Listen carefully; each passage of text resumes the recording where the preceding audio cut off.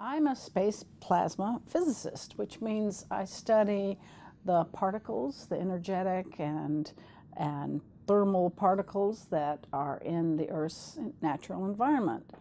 This includes the aurora, it includes the Earth's magnetosphere, and also the general topic of space weather. One of the things NASA does is to study Earth weather from space, but that's not what we do. What we do is we study the Earth's natural environment and how it changes in response to events on the sun and in the solar wind that cause the Earth's magnetic field to shake, cause electrical currents to form, and can cause destruction of satellite systems and even power outages on Earth. So the idea is by being able to predict space weather, then we can make life happier and safer for people on Earth. I have a website where we predict weather about 80% accurately in the 1 to 3 hour time period.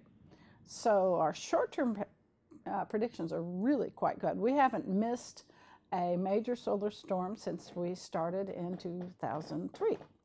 That said, getting that farther, longer prediction, that's the hard part, because then we have to really study the sun and try to infer what that blob of plasma leaving the sun is going to look like when it hits the Earth. Ideally, we would have another spacecraft a little farther upstream of Earth so we could get, 6 to 8 to even 12 hours notice, and that would be very helpful. I've been studying the paths of electrons and protons in the Earth's magnetic field since the days of Apollo. I got my graduate work analyzing data from a particle detector that was on the moon on Apollo 14, and so I've been doing particle physics ever since.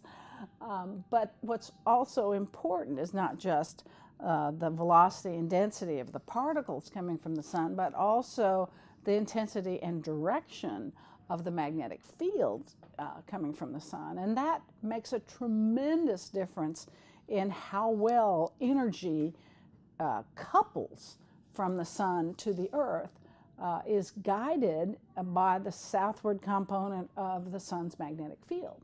And so being able to understand and predict that southward component a day or two in advance is one of the biggest challenges of space physics today. In terrestrial weather, and living in Houston, I can tell you predicting hurricanes is important for my life.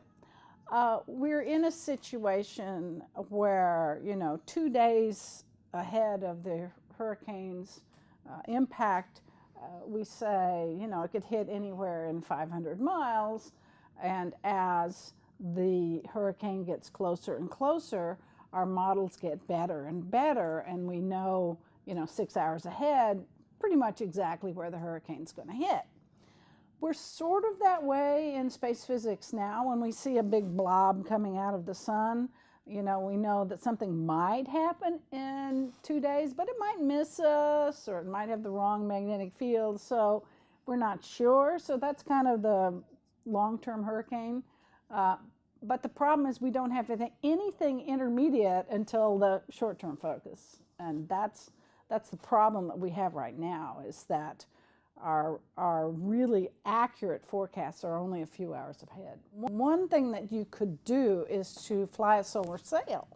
And with a solar sail, you can essentially use the sunlight and the solar wind to counteract part of the sun's gravity, so you can have a stable monitoring location upstream of Earth a bit.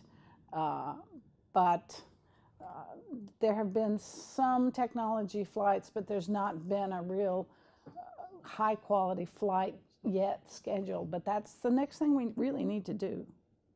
We already have a perfect location from an upstream monitor. It's the Lagrangian point. It's the place where the gravity balances between the Earth and the sun. And so we can stick a spacecraft there, ACE before and now Discover, so it stays in our path, and we can see that material coming towards us and get that final accurate prediction. But we need to get that location a little farther upstream. What the nice thing about magnetospheric physics, it really embodies everything from the ionosphere all the way to the sun and to the magnetic fields of the planets. And so I've done some research in predicting what we were going to see at Mercury. I've done research at Jupiter. I've done research on the Earth's aurora.